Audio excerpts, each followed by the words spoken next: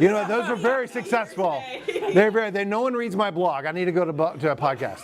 All right, I'll do these blogs, and next, no one even like, you blog? You actually still write words? Yeah. All right. People still read. Yeah, yes, exactly. So, but okay, the three parts of the soul in Plato are this. There are three things that drive a person, or parts of the soul, if you want to use it, and they are reason, right? We make decisions based on reason. They're passion, right? Moving us to greatness. And then there is appetites, right? Like your stomach, and then you can go a little further down, but I'm not going to point there because then I get sued. Sure. All right, so but like sexual appetite, bodily appetite, just bodily appetites. That's part of the appetites. Okay. Well, in Harry Potter and in this, there's the three parts of the soul, right? And reason gives us, and this is where we get the actual, the cardinal virtues, and when reason, it's prudence or wisdom. And of course, Who represents? Hermione obviously represents wisdom, okay. wisdom, and you're the head. Just think of the head. Okay. Passion, move to greatness. It's usually the hero. That's going to be Harry Potter. Well, Ron, he's always appetites. He's always hungry and wants a girlfriend. Right. Okay. Okay. And it goes through it. Now, when all three are in relation with each other correctly, it'll produce the fourth cardinal virtue, which is justice. I think Right? And this is the cardinal virtues, right? And we start seeing this. Look, when you see three characters in a book or a movie or a TV show, think you need to be looking three parts of the soul. That's what you need to be thinking. And so like the three parts of the soul here is she's reason, he is passion, and he's appetites. Because the first thing he did in the show, he got a burger. Right, he just wanted to eat, and so it's all there. Now, I think in the Harry Potter series, the Harry Potter books, it's a little more obvious, but they're there. Hear me out. But Same for Han, Luke, and Leia. yes, it is. It absolutely is. And so tell me, which one is Han, Luke, and Leia? Okay. All right, the easiest one is usually appetites. Leia's No, let them do it because you already know it. Well, that's probably Leia's probably reason. Luke's Yes. Emotion, passion, and Han would be appetite. Absolutely. Money. Yes, absolutely. At least at first. Have you seen National Treasure? Yes. That's the three parts of the soul as well. All right, so Nicolas Cage, I don't know his name, is like Richard or Benjamin, or it's Benjamin. He's passionate because the hero that does all the action is always going to be passion. And I don't mean just emotion, I mean passion like doing great things and making and doing something of significance. The lady's name is, I can't remember her lady's name, but she's Reason. She's got a PhD, she works at the Smithsonian. And then Riley, he just wants money and the girls, so he's appetites. So you got you see it all over the place. Does this make the story better because it rings true? Like, is this in Scripture? Is this in Scripture? No, it's in Plato. Okay, right. I'm asking because like Matthew, Mark, Luke is one of them. No, my gosh, why are you getting so spiritual? Let's get going. Which dialogue would you go to in Plato? Do you remember the name? No, gosh. I have it on my shelf. I could find it. I can't remember the name of it. I can't remember. It's got a little bit in the Plato and Plato's Republic. Okay. But it's he's doing way something different. It's in one of his other books more explicitly. I don't have it here. I don't have it here. Sorry. So I do, but I'll look it up later. All right. I'll look it up later. All right. I'm Steve. Welcome to Reasonable. Yeah, Dr. Lee. So and it gave me little to no pay raise. Seriously, I'll have to work another extra 20 years to pay it off. All right, so anyways, was it really worth it? Was it actually really worth it? So, I did. I finished last March. Is when I finished up. And I graduated by watching it online in my t-shirt and shorts and barefoot. And they said, graduating in absentia, Dr. J. Steve Lee. I said, there you go, recorded that, put it on, and shot it to Facebook. All right, so anyways, got that done, and so now I have more time to play video games and talk about Harry Potter, three parts of the soul, Spider-Man, seriously, this is what else would you want to do? But tonight we're going to be talking about non-traditional arguments for God's existence is what we're going to be talking about. All right, and which implies that there's what? There's standard ones, yes. We got a quick crowd tonight, ladies and gentlemen. Quick crowd. All right. So the standard arguments for God's existence, so not that this list is exhaustive, but you probably heard the cosmological argument, and there's different forms of the cosmological argument, like the Kalam, which is from the beginning of the universe, and then you got contingency, Everything has an explanation. And in other versions, like the Thomistic versions of causation. Teleological argument, sometimes called fine-tuning or design argument, and there could be different versions of that, like where you could look at like DNA and information, or which is a little more sciencey and biological. You could look at like the design that allows for life to exist at all.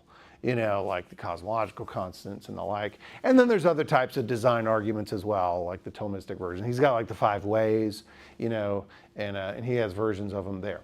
And then you got the moral argument, sometimes called the axiological argument, and there are actually different types of moral arguments as well. I think those are the standard arguments. You could make a case for maybe the ontological argument as well, because it's been around so long. Though no one ever uses it because everyone says it's not convincing, and I'm like, I don't care about your psychological states. Remember me talking about that? I don't care about your psychological states. I want to know if it's a good argument or not, which usually people, when they do apologetics, why we defend, Christian evidence is like, I want to convince. I'm like, I don't care. I don't really care at all, about your psychological state. I just want to know if it's a good argument and, does it make sense? Can y'all think of maybe any other standard ones that might be outliers that I haven't talked about? I think these are the traditional ones that you tend to cover. Historical arguments for like the life, ministry. Yeah, there's a way you can do that. Yeah, and Craig actually does that with 5 arguments. He says the resurrection of Jesus is best explained if God exists. You could do that, but that's moving, because in apologetics, there's different types of apologetics. I don't know if you knew that. There's like classical apologetics, which is a 2-step approach. You first establish that God exists, and then you move toward the evidence of history of the life of Christ, which is easier to demonstrate things like the miracle of the resurrection if God exists, because it increases the probability of it occurring. And the like. And then there's like evidential apologetics, where you just focus on Jesus and the resurrection and the reliability of the Gospels and his divinity and the like. That's more like evidential. And then they got a couple other versions out there. Those are the main ones, like classical evidential. And sometimes we make a distinction, but there's a lot of overlap between them as well, is what happens. So, and I think with reasonable faith, William Lane Craig, the one who established this organization, he would be sort of called a classical evidentialist, or he might just call himself just a classical apologist, is what he would call himself. And they say like Gary Habermas is more of an evidentialist, because he doesn't deal with the existence of God as much. And then you got this weird reformed view called presuppositionalism. And I'm like, what the crap are y'all smoking, man? I mean, I don't know what's going on, smoking too many cigars. That's what the reformed people do.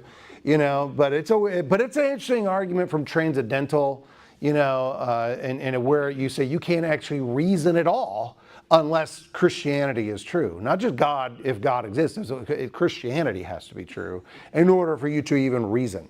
It's a really strange epistemological type of argument. I don't really like it. I don't really camp in it, but there's versions of it like Alvin Plantinga, who's taken Reformed epistemology, which is sort of like the new revised version of presuppositional apologetics, and it's really interesting. It's like you don't have to have any arguments for God's existence and still take it as rational, because we don't have arguments that I don't have any arguments or reason to believe you have a mind, but it's completely irrational for me to believe you have a mind, right? And so you don't have to have evidence at all in order to actually to hold to something being rational and reasonable to hold. And that's Reformed epistemology. And there's another one, I think there's fideism, which is you don't argue for it at all. You just got to believe, and that's really not a version of apologetics. But anyways, I got sidetracked there, because these are the standard ones, and we're going to look at the non-standard ones. And I'm going to look at 3 tonight. I'm going to look at Pascal's wager. You might have heard of Pascal. And didn't they name it like a programming language after him, like early on? Yeah. Honor, isn't it? Huh? Yeah. Yeah, that's a big deal. Because my son, he's in Atlanta, and he like totally skipped college, and he went straight into the computer industry. He's making more money than me. And I'm like, I got a freaking PhD. and he's making more money than me. He's not even 25 yet. He is my retirement plan. All right. So, anyways, but he just looked like he just taught him all this stuff, you know. And in fact, you know what he does? This is crazy. I just got to be a proud dad moment. You know, you ever heard of the cloud? Have you ever heard of that? He's the cloud. He's actually where everything goes. You know, it's really crazy. Well, you know, yeah, that's where it is. He controls it all. You know, and he is like the weirdest conspiracy theorist ever. He's like got these phones and don't let anybody track you and stuff. And he works for the cloud. All right. So anyway, tracking everyone. So anyways, it's hilarious. It's so stinking funny. Anyways, all right. In fact, you know, now that I said this went to the cloud. Oh my God. Gosh, he has control of this now, doesn't he? That is really, really tripping my head. All right, so that's one, Pascal's wager. The next one is the argument from religious experience, you know, and then the third will be the argument from desire, an argument that C.S. Lewis developed. And when we say just non-standard, you know, like standard versus non-standard, standard is you just, I think it's sort of arbitrary or subjective to determine if it's standard or non-standard. Standard just means use more often, maybe, you know, or you just sort of see them, you know, more frequently, you know. In the non-standard, you just don't see them as frequently, and that's what I want to cover. This is actually the first time I'm doing this presentation, right? So hopefully I represent it well. You know, so let's take a look at Pascal. Pascal, 17th century philosopher, polymath, the founder of probability theory. He planned a major defense of Christianity, and then he died prematurely at 39 and left hundreds of notes for his work that were published as Pensées. I don't know French. Pensées, anybody? You know, which means like thoughts or meditations, you know, and is published after his death. All right. Brilliant guy. You know, it's like when he was like a kid, you know, like 8, 9 years old, he's like learning algebra and he wanted to learn calculus, and his dad says, no, that's dangerous. So he locked the calculus books up in the closet, and he literally broke into the closet to learn calculus. I'm like, what? He didn't have a girlfriend. You know, I mean, seriously, who breaks into the closet to learn calculus? Pascal, and maybe half of this class right here. You know, you never know, being at UTD. All right, so let's take a look at his argument. If Pascal's wager, like betting, that's what I mean by wager. All right, if there's no good reason to believe or disbelieve in God's existence, I mean, like, the arguments just aren't panning out. You know, just like, no, everyone's everywhere on it. Some agree with it, some don't agree with it. They're just not convincing, you know, talk about their psychological states. He says, well, consider these 4 possibilities. Option 1 is God exists and one believes that God exists. Another option is God exists and one believes that God does not exist. Another option is God does not exist, and one believes that God exists. And then option 4, God exists, does not exist, and they do not believe that God exists. All right, so this assumes there's no evidence available, or the evidence is not pushing you in one direction or the other for God's existence. And Pascal says the most rational thing to do is to choose the option that has the best payoff. All right, and so essentially it's saying, okay, basically, you got 2 options when it comes to God's existence, right? And it's sort of like this, right? So the left column is the column of God existing. The right column is the column of God not existing.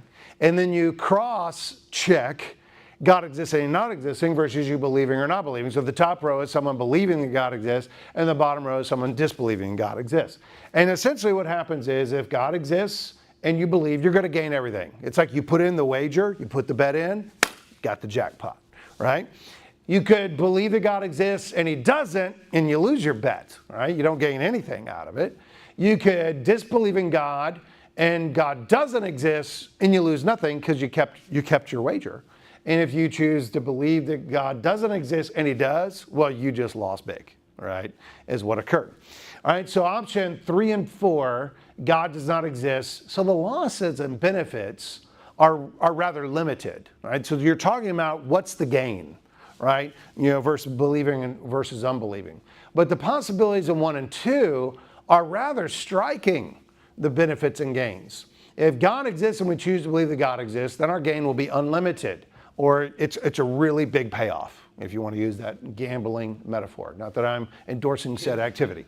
All right, so I teach at a Baptist school. Got to, you know, Whew, all right, further, like everything else I said, it's not going to get me fired. All right, so further, if God exists and we choose not to believe that God does not exist, then the loss will be unlimited, right? I mean, you're going to lose out big time, is what you're going to do. So it seems that not believing in God is irrational in terms of your self-interest. Now, again, this is not actually arguing that God exists or doesn't exist, right? In a way, it's just saying, okay, let's just look at the consequences compared with you believing or not believing. And the rational thing to do, given the payoff that you could get, is to choose to believe. Right? And that's sort of how the argument works. And it's sort of like, I mean, I've actually gone up to people and I say, hey, do you think God exists? They go, I don't care. It doesn't matter to me. They're apathetic, towards God's existence. And I'm like, well, should you be? And this Pascalian wager says, well, here's the results, because basically apathy is non-belief, to a certain extent, And so there are objections to the wager. Now, before I go to the objections, is this making sense? Got any questions about it? Is this making sense? All right. All right. All right, let's take a look at objections. And there are objections. And one is the self-interest objection. Right? Making a decision to believe in God based on self-interest, that seems really morally sketchy, I mean, seriously, is that real? Are you really sincere at this point? Now there is an answer to this, self-interest, all right? People blamelessly act in their own self-interest all the time. And we don't morally condemn them. In fact, we're like, yeah, you should act in your self-interest. Have you ever heard people say, I got to take care of myself? You self-centered bastard, sorry, you got to censor that. I mean, just like, seriously, I mean, no one's got to go, no, you can take care of yourself. You can't help other people if you're not, helping yourself, So like eating and sleeping. Also, there's no reason to think that believing on the basis of Pascal's wager would harm anyone else's interests. I mean, it's not harming anything, In fact, we should look out for our self-interest because I know me better than I know you, and I need to focus on my self-interest more than your self-interest because I might be imposing something on you that's actually not your self-interest because I don't have enough information about you or your situation or the like, So it doesn't seem problematic. Now, there is another one called the perverse deviant God objection. In fact, this one's really interesting to me, is the perverse deviant God, sort of like what we were talking about earlier with the ontological maximally great being. All right? Are there options or outcomes describing the only possibilities? All right?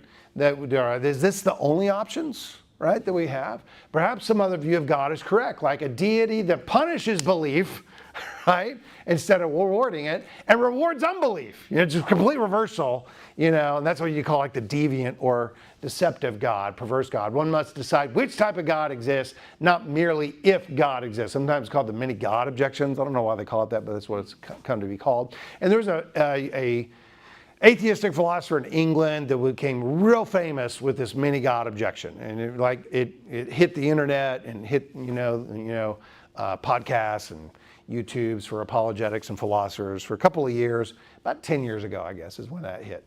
But the deviant God objection is sort of bizarre, right? First of all, it seems a little cooked up. There's very little probability as to warrant that you ought to warrant neglect on it. Go, maybe, but very unlikely. Sort of like flipping a coin. I mean, when you flip a coin, can it land on its edge? Is it a logical possibility? Right? Yeah, I could. I mean, and sometimes it has. I mean, if you're a really good coin flipper, it could do it, but it's so remote. Or if you don't like leaning on it, could it disappear? Could it remain suspended in midair? These seem so implausible that one could properly neglect that possibility and say, yeah, really options are heads or tails, right? Is really what you got.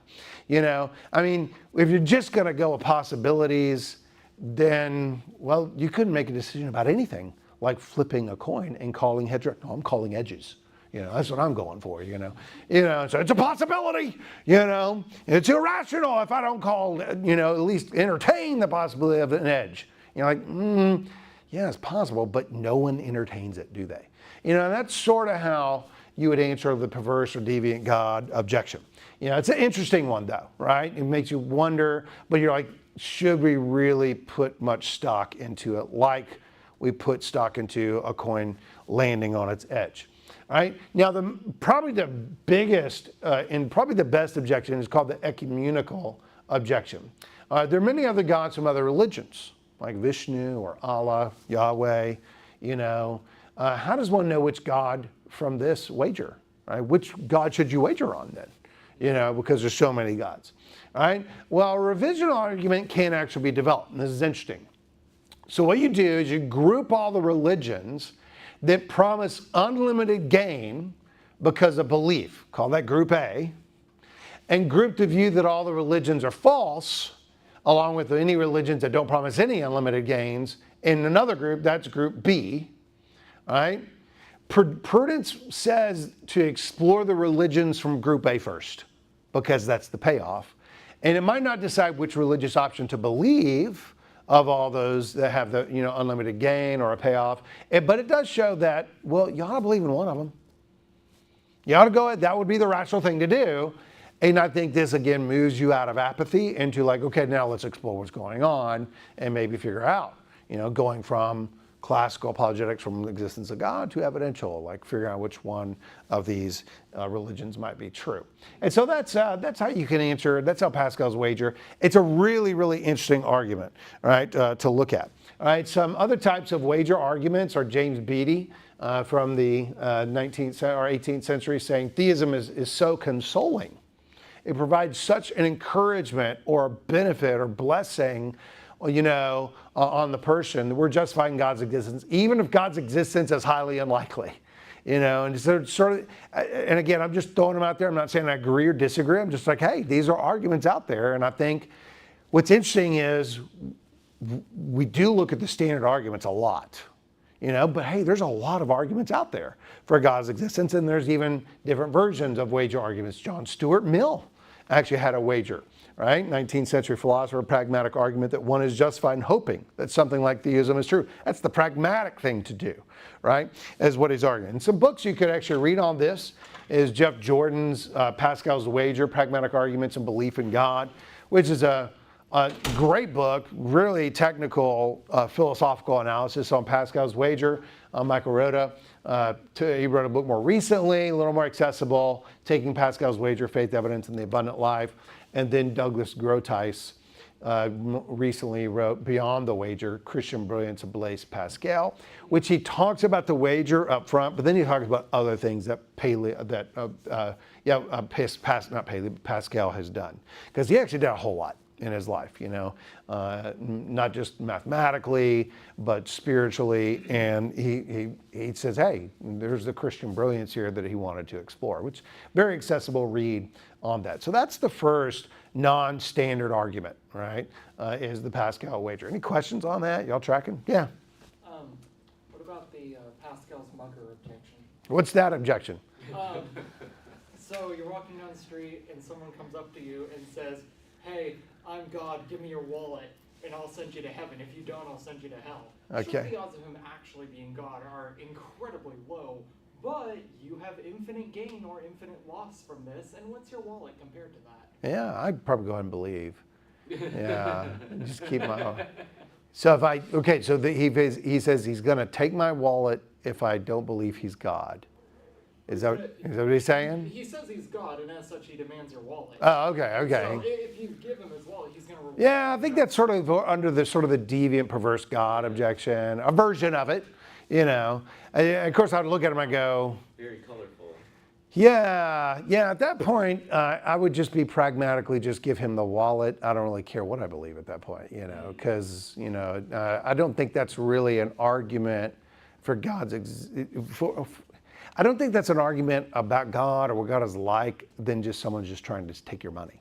I think that'd be the most likely scenario. The beginning premise was that we have no reason to believe or disbelieve in God in the first place. Yeah. So the possibilities are equally likely.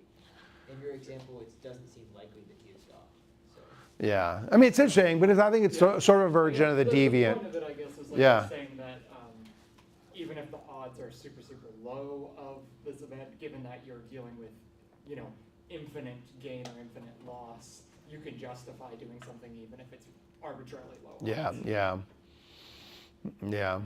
yeah, you could do that, But I think at that point, I think your reasoning is not, oh, I'm going to believe he's God. I think it's, oh, I don't want to get mugged, or, or I want to keep my wallet, or I have to give him my wallet, or something like that. But okay. Let me think. Now I think, okay. Yeah. But I think the probability is low. I think the probability is just unbelievably low at that point.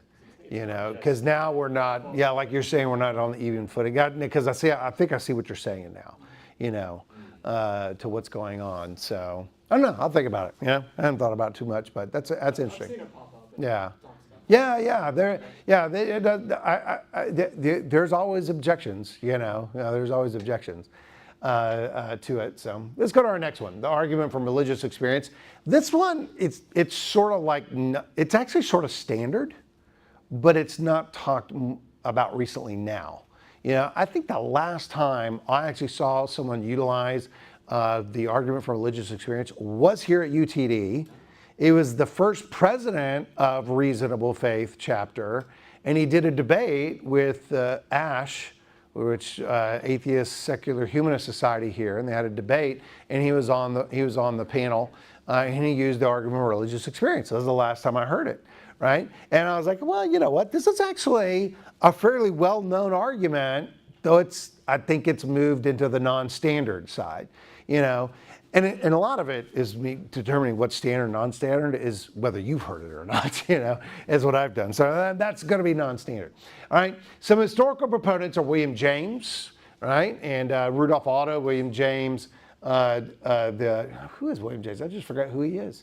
Rudolph Otto is a theologian. And varieties of religious experience is what William James wrote.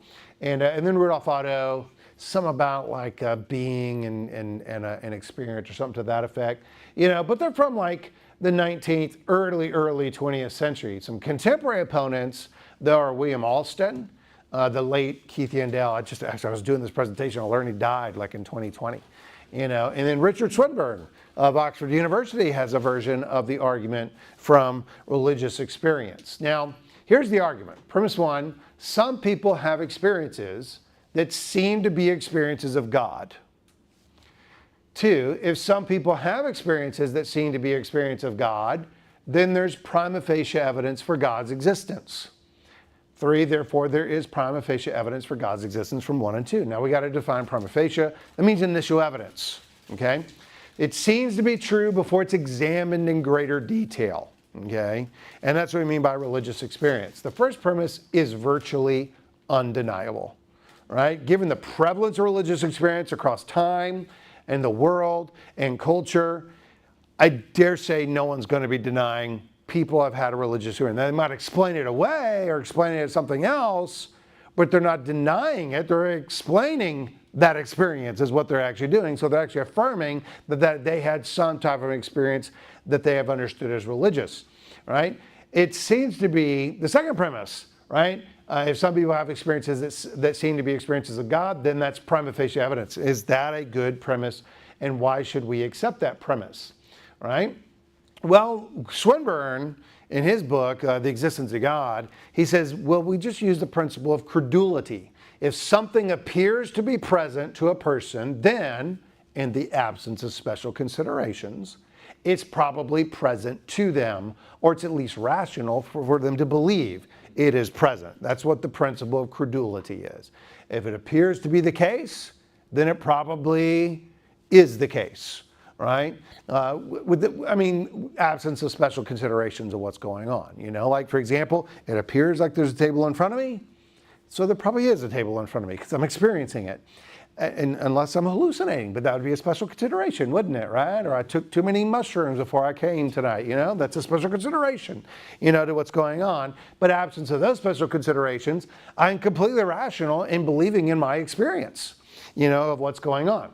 So we're justified in thinking things are a certain way based on things appearing to be that way barring extenuating circumstances. So an example would be the experience of seeming to someone that the keys are locked in their car is good evidence for them to support their keys being locked inside their car. Right? Unless a person is prone to frequent hallucinations or being hypnotized and believing their keys are in their car. Right? And it's like, yeah, I mean, it looks like my keys are locked in my car. I can't even reach them. I can't touch them. You know, it just appears to me that way. And so I'm justified in believing my keys are locked in my car. Unless, you know, it's like, hey, he hallucinates a lot about his keys being in the car, or, you know, he's tripping out, you know, and being hypnotized or something to that effect, right? Now, there are objections like the natural causes objection, right? Hey, religious experiences or something like them can result from drug use. I mean, there's actually religions that are based on drug use, right? Like peyote, right? And the Native American religions, that is their part of their religious experience, you know, and their religious practices. Even today, stress can cause religious experiences, hardship, or other natural factors. You know, I mean, I'll be honest. A lot of churches are manufacturing religious experiences, aren't they? You know, you come in, they turn the lights down like we do tonight. You know, and, someone's trying to do some religious experiencing around here. Man, that was your plan, you know. And they got the music going and the strobe lights and even a smoke machine, you know, and a very, you know, it's called summer camp. You know, have you ever been to summer camp before? You know, that they might be, you know, having these type of experiences that are naturally produced from brain chemistry to environment. All right, throwing doubt on the legitimacy of the experience. So how would you answer that objection?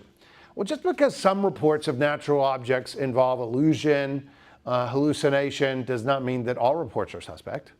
Right? I mean, yeah, like let's say someone is prone to hallucinate their car keys being locked in their car. But does that mean we throw out every report of car keys being locked in our car? Can you imagine like calling the keysmith, hey, I locked my car. You're hallucinating again. You're all a bunch of hallucinators. He's not going to be having a job very long, is he? You know, that's like money, you know. So just because there are accounts of natural objects involving illusion or hallucination, it doesn't mean that all the reports are going to be suspect. If we apply this to religious experience, and say, oh, that all religious experiences are just natural factors, that's a double standard, right? And we'd be fallaciously begging the question. So even if people frequently hallucinate their keys locked in their car, it would give us good reason to think that no one is justified. It would, I think I mistyped it. It would not give us good reason to think that no one is justified. I'm just going to fix that right now. All right, so, okay.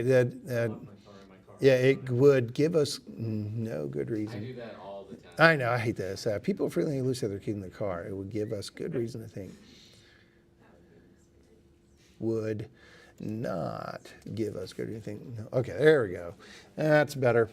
All right, I think this is right. If people frequently hallucinate their keys locked in the car, it would not give us good reason to think that no one is justified in believing their cars are ever locked in their car. Okay, that's better. All right, surnames. Stinking English language. All right, so that's the natural objection, yeah? Did I mess it up again?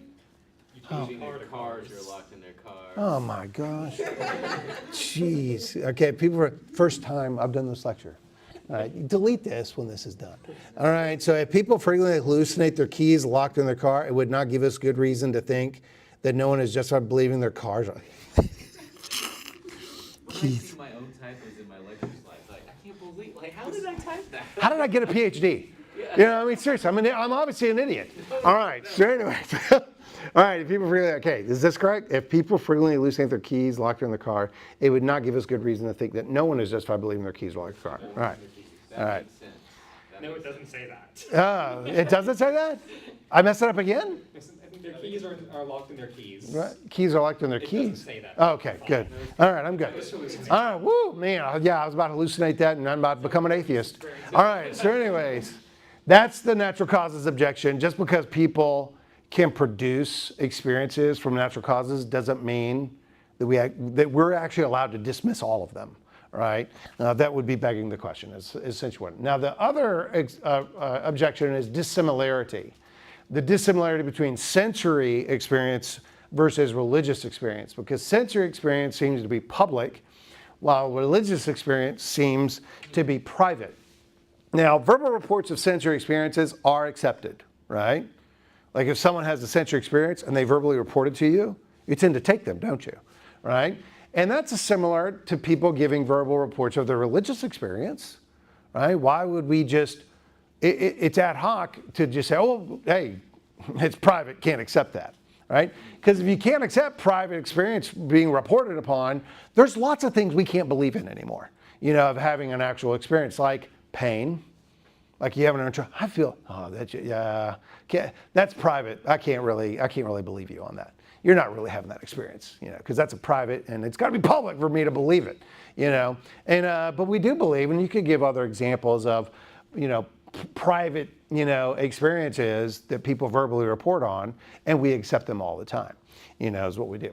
All right, so some books that have talked very extensively. This has been a very discussed argument, even though I'm categorizing it as non-standard. William Alston, Perceiving God, the Epistemology of Religious Experience. Keith Yandell, The Epistemology of Religious Experience. He's done a great job because he actually looks at other religions outside of Christianity, like Buddhist religious experience and Hindu religious experience. He's a true philosopher of religion.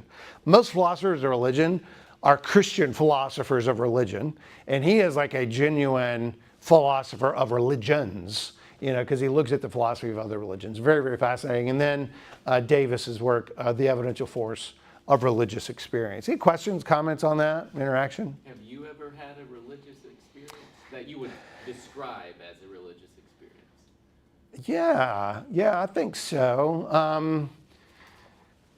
Let me think. If I had, okay, let me think.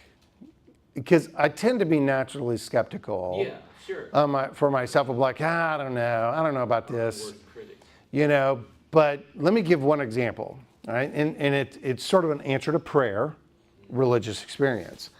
So my son joined the Army about a year ago, and he was in basic training, and he for whatever reason he decided to sign up for infantry. I'm like, dude, you could have done anything. He went into Army, and then he went to infantry. That's like the lowest of the low, and it's like, okay, but they gave a great bonus or something. I don't know. And they do a lot of marching, because that's all infantry does. That's all they do. I was like, you go into the Air Force, learn some math and then get a job afterwards. I mean, there are no jobs marching, not that I'm aware of, but he went in there and his feet were killing him. And he needed to get, what do you call those cushions? Like the Dr. Scholl's, And so my wife and I, we get on Amazon and we order them and we get them shipped to him.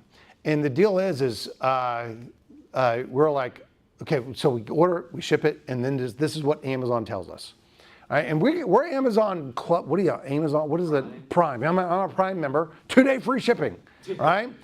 That didn't work in the Army, apparently, So we sent it, and the Amazon says it will be shipped next month. It will be delivered next Monday. And I'm like, okay, this is a big problem, right? Because this is the Monday it's actually Sunday we ordered them. They said it wouldn't be that Monday, but the following Monday. But the problem is they don't give mail till Friday. So it'd be 2 weeks before he ever got his insoles. And my wife, when we saw that, my wife and I prayed. And I said, get it delivered by Thursday or Friday, right? Now, I wasn't expecting Amazon to get that done. And then the next day, they email me and they say, it's going to get there earlier. It's going to get there Friday. Which usually when Amazon emails you and says they changed the date, it's going to be later. I've never had it. I've been a Prime member for years. They have never delivered it earlier, and they've always delivered it later. And I said, well, even if it gets there Friday, it's still not early enough because it gets there, but then everything's got to get processed. The base was huge. It's like the size of Atlanta. The base was the size of the city of Atlanta. It was massive. I said, then we'll get it. It'll still be next Friday. And I say, now, first of all, you're like, well, it's just coincidence. You prayed, stuff happens. So I said, no, we're going to pray again. I never do this. I don't actually pray this way, but I guess when your son's in the military, things change, you know? And I pray, let it get there tomorrow. And I think this was like Tuesday or Wednesday or something like that. And then the next day or Thursday, I get a text or an email from Amazon that says, your package has been delivered. They moved it forward twice. Now, the first prayer, I could chalk that up to coincidence. Yeah, it's a natural cause. The second one, I'm like, that becomes highly unlikely. And I think that was an answer to prayer, you know. So that, I guess that would be an example of religious experience. You know, I guess so, you know. I mean, I don't know. I mean, maybe it's not, you know, because some people think like an euphoria of an experience, like I just feel the presence of God. You know, I don't get those. You know, the closest I get to that is like when I'm reading systematic theology, you know, where I literally feel the closest to God because I'm contemplating who he is, you know, but it's not like an euphoric experience. It's just a realization of like, oh, wow. You know, like when I start getting into some of the doctrines of God, I'm telling you, man, it goes deep, quick, and it's just quite unbelievable how brilliant systematic theologians had been, not anymore, you know, but had been back during the Middle Ages, unbelievably brilliant. I mean, seriously, unbelievably brilliant. You know, like for example, there was this medieval theologian who came up with an idea called middle knowledge, right? Named Molina, and then Alvin Plantinga discovered counterfactuals of freedom on his own through modal logic of possible worlds. And then there was this philosopher, a historian of philosophy, I can't remember his name now. I think it was Flint, Thomas Flint. I could be wrong in that. And he came up to Alvin Plantinga, who is like unbelievably smart, you know, just crazy smart. And he said, oh, you're a Molinist. And Plantinga was like, I didn't know if that was an insult or not, you know, because they didn't know what it was, you know. And it's interesting because it's like, wait, they had already thought about that 600 years ago, you know, and you're just now catching up with modal logic, you know, with with modalism. And then like in logic, I remember one time I was talking to my brother, and the theologian in the Middle Ages came up with some logical proof, and then it was lost. And then contemporary logicians found it, you know, came up with it again, and then they found a document that, oh, we'd already known about that for 800 years, you know, or something like that. You know, but anyways, to me, when I read these theologians from the Middle Ages, also the post-Reformation divine theologians, unbelievably, it's just unbelievable. I'm like, wow, I'm an idiot. I'm an idiot, and I can't even contemplate. It's hard to really, when you begin to contemplate the divine. You know, that's that one. When I begin to think about how much knowledge, this is just a little insight, is when I think about God's knowledge, right? Knowledge means God knows all true propositions, right? And then I say, okay, well, that's a lot of propositions that are true, right? But then he knows all past, present, and future propositions that are true. But not only does he know past, present, and future, he knows he knows what you could do in any situation. Those propositions. Like if I didn't come to UTD, what would I be watching on TV? Because I wouldn't be writing, because I'm done with my dissertation. I'd be watching TV. You know, he'd know what I'd be watching on TV. He knows what I could do. But not only does he know what I could do, which is another field of propositions that God knows, he knows what I would freely do in that situation, even when I'm never in that situation. Like, he knows, like, oh, you could watch, you know, Murders in the Building. I've just been watching that. That's a great show. Or you could be watching Andor, right? You know, those are logical possibilities. He knows what those logical, but he knows actually what I would freely do. And not just, he doesn't make me do it, he knows what I would freely do, that I would watch this, even though I'm not at home and I'm not watching it, right? And it just, to me, I'm like, the expanse of God's knowledge is humbling and mind-blowing. That's about the closest thing to religious experience, like it's an euphoric kind of experience, you know. But I don't know if that's what people talk about when they're talking about religious experience. You know, does it make sense? It makes sense. Okay. It makes sense. All right. Okay. We got like 10 minutes. I gotta get out of here. All right, and go watch, Murders in the Building. All right. So, argument from desire. This actually comes from C.S. Lewis, and he wrote about it in his book Mere Christianity. He's an Oxford Cambridge scholar.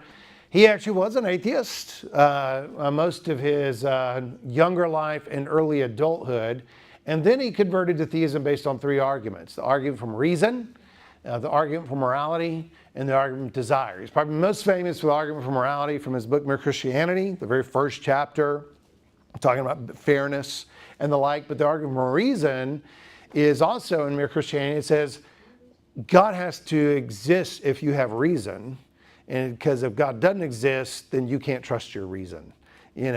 But if you trust your reason, then you need to believe that God exists. It's a little more involved in that.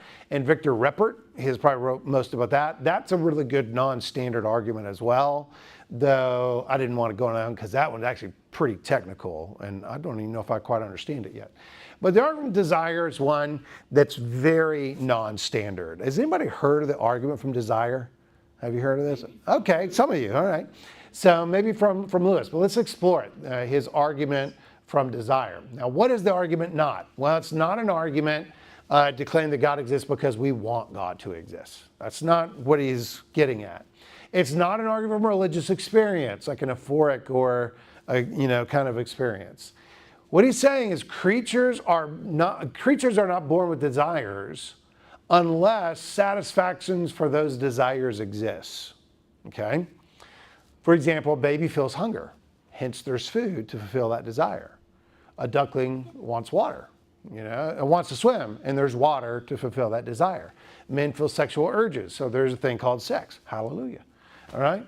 If I find myself with the desire, which no experience in this world can satisfy, then the most probable explanation is that I was made for another world. Right? And so you got this desire that you can't get fulfilled in this world, so it must be fulfilled in another world, and this would increase the probability of God's existence, is what it would tend to do. All right, so let's explore this argument. Lewis uses different names for the argument, like inconsolable longing, joy, like he writes about this in his book Surprised by Joy, enormous bliss, immortal longings. So the inconsolable longing is a feeling of nostalgic longing connected to a sense of absence or open-ended possibility. It's not a religious or mystical experience, but an ordinary and natural desire. Because religious experience tends to be, oh, this is supernatural. Something else is going on than just natural things, right? This is actually, no, this is natural. We have this natural longing, or what we call for joy or bliss or inconsolable longings. So there's a mystery about this object of desire that we have. It's unique because its object is not found in the realm of sensory experience. All right? So here's how we can develop the argument. One, all right, and this is the one I'm not as versed on, but I find it very fascinating. All right? We have good reason to think that all of our natural desires have existing objects that satisfies those desires. There exists in most people a natural desire that is an inconsolable longing, to use his term, which is satisfied by neither anything within the range of sensory experience nor by anything in the natural world.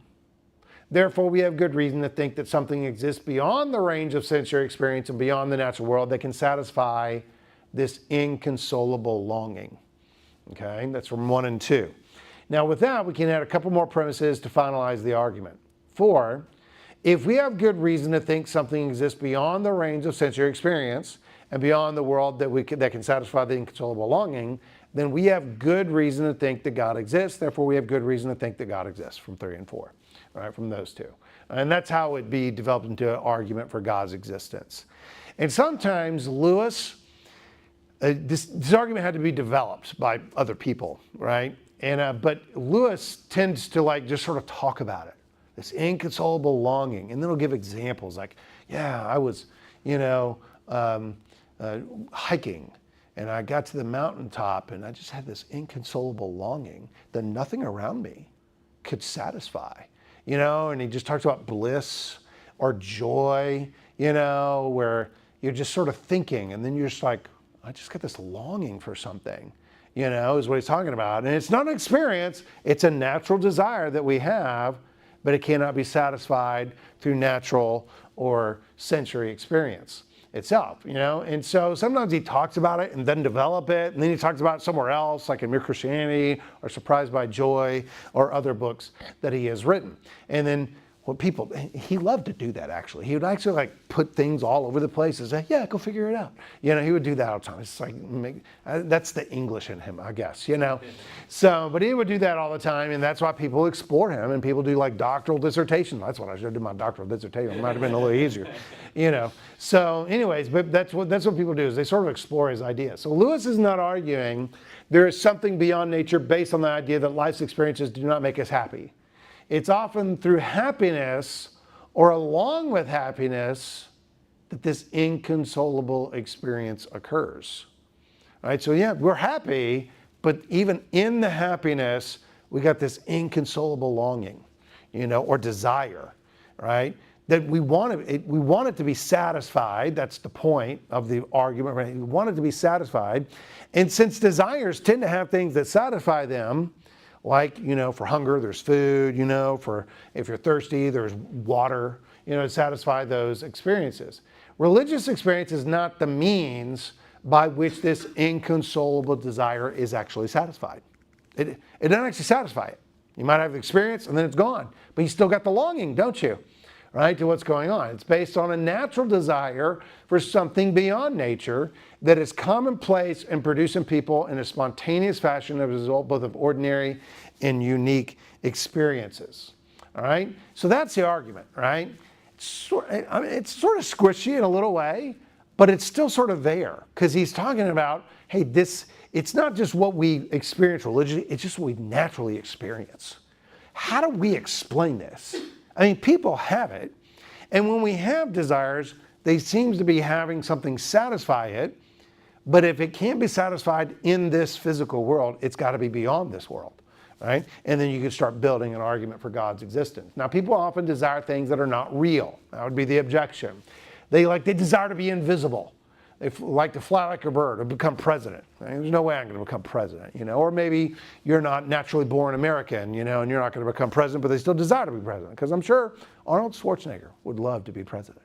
You know, he might even be a good president. You know, you never know. But he can't because of the, you know, the certain constitutions. But it doesn't mean he doesn't have that desire. You know, I'm sure Trump wants to be a president a third term.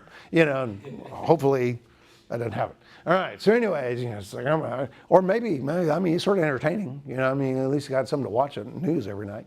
You know, I mean, presidents were boring, and ever since Clinton, everyone was boring. Clinton was very exciting. You know, it's like, oh, what scandal's coming out of this, right? You know, at least gave you something to watch on TV. All right, so people often desire things that are not real, like being invisible, a bird, or becoming president. But this confuses natural desires with artificial desires, according to Lewis. All right, and let me try to tease this out. I don't know if I'm going to be successful at teasing this out. And a lot of this is not trying to convince you this argument is a good argument, just like introducing them to you and you can explore them. All right? Artificial desires are cultivated by cultures and environments. For example, the desire for food or sleep constitute natural desires. See, culture doesn't, an environment doesn't actually dictate those desires. They just come naturally. While the desire to be invisible or to fly like a bird or be president is not a natural desire.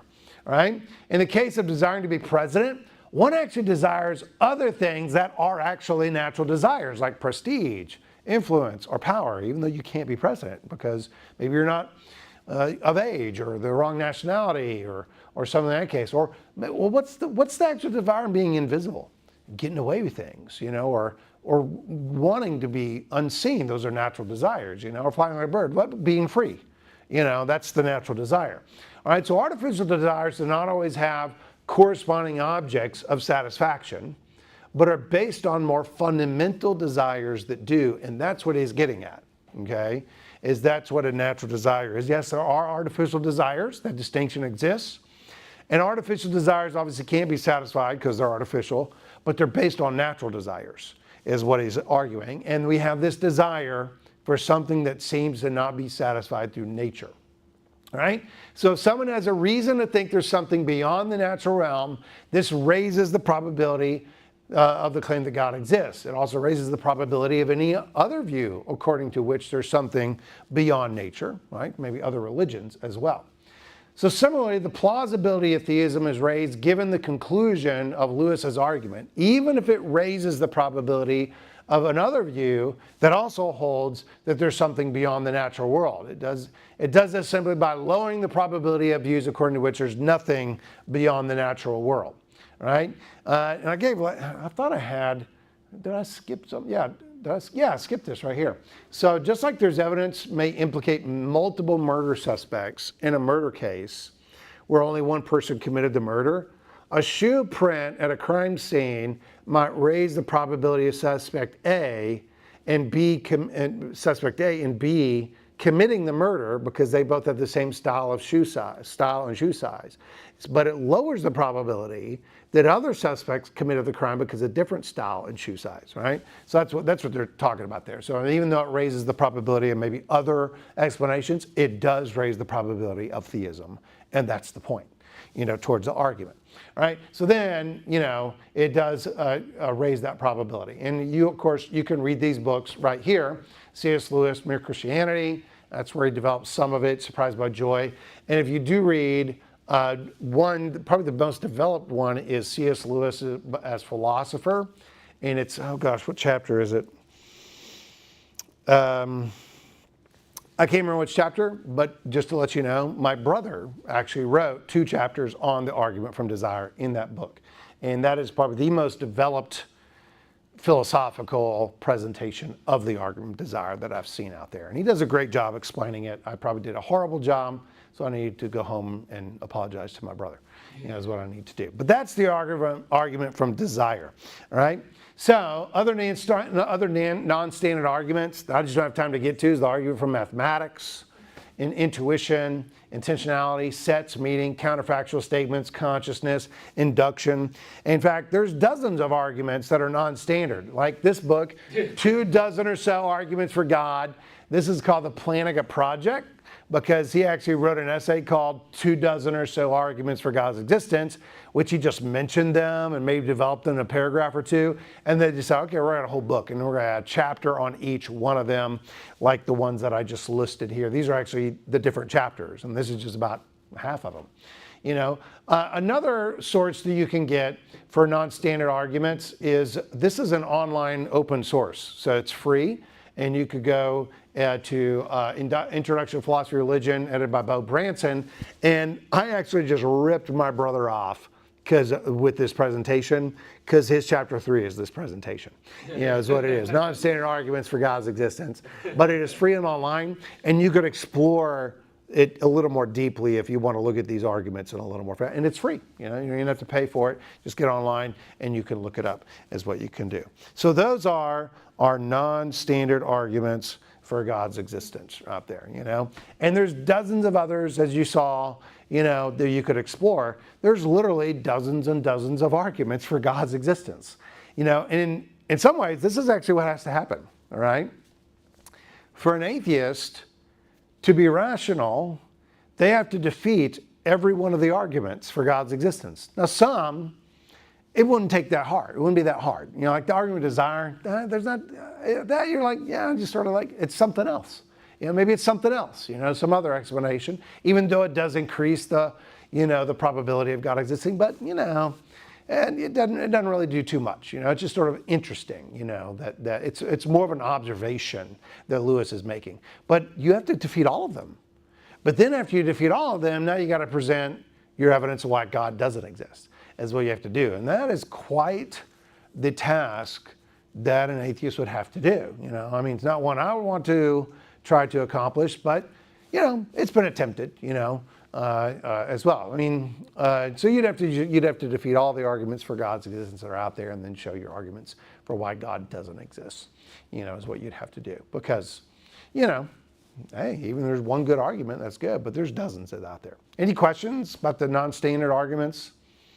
Anything else? Yeah. I have a question going back to Pascal's wager. Yeah. Like if say like you've looked at all the arguments and you're like balanced, like you don't know, and then the wager is the only thing that you're like deciding on. Say it makes sense that you would pragmatically want to believe in God. Do you think that Because of the payoff, yeah. Yeah. Do you think that someone could then, knowing that it's better to believe in God, make themselves believe?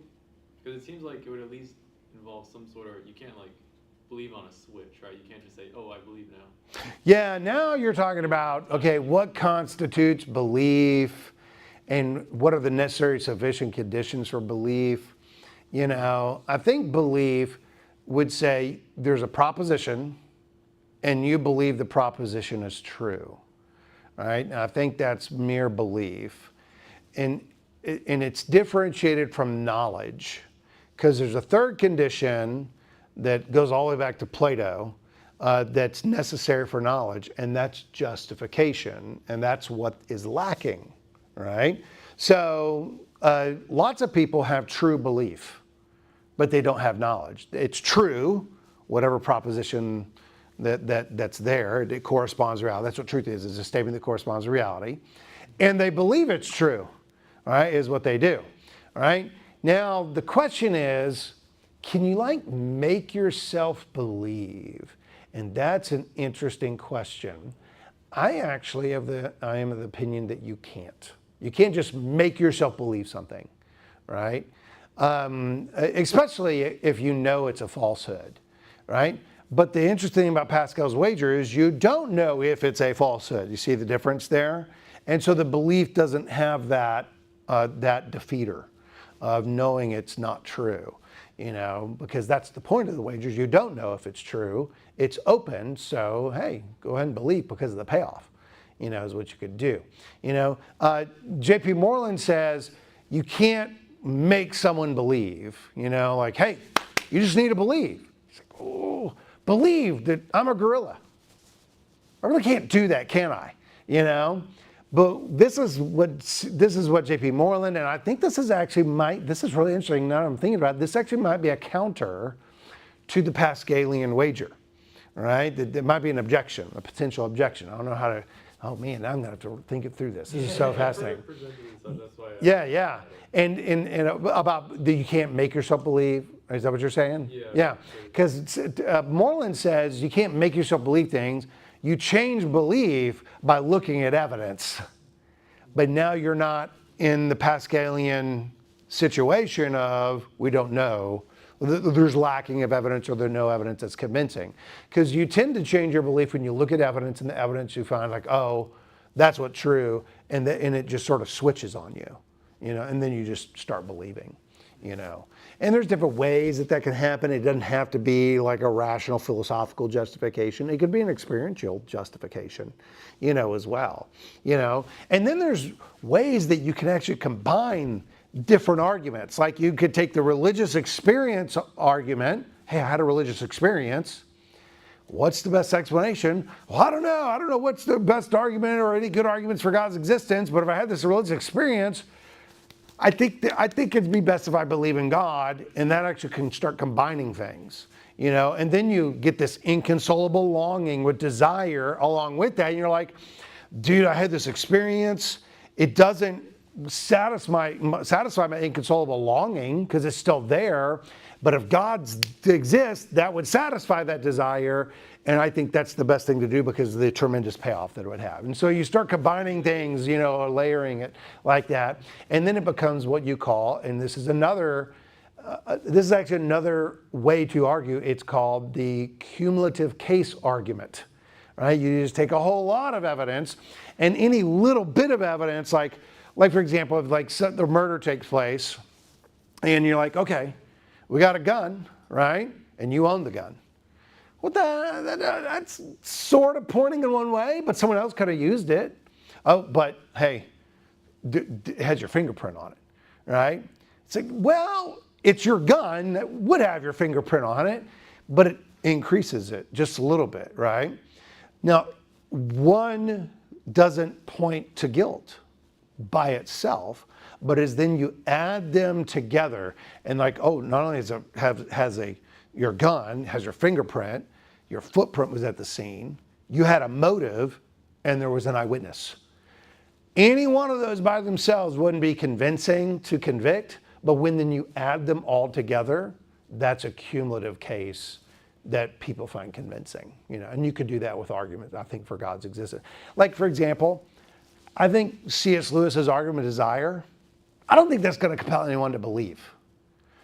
I don't think Pascal's wager is going to compel anyone to believe. I actually don't even use it that way. I just think, I use Pascal's wager to say, you might want to think about it, because of the consequences. And you might want to look at some of these different arguments, And then when you start adding them together, then you got a really interesting cumulative case, like you do court cases, and I actually think that's what you have to do. And I think and it's sort of interesting because when we look at these arguments, we sort of look at them in isolation. We beat the living crap out of them and twist them all up, and you don't necessarily defeat it, but then you're like, oh my gosh, we qualified it so much, it died the death of 1,000 qualifications.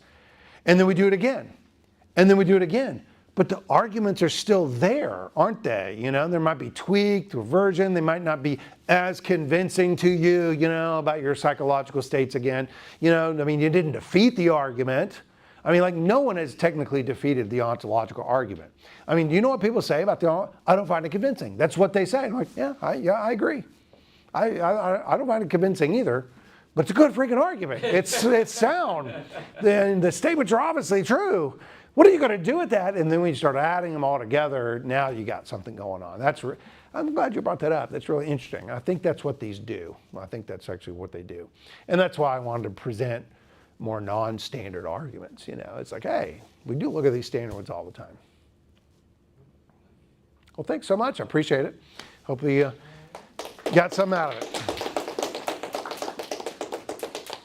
All right, so we are going to Steak and Shake after this, if anyone wants to join.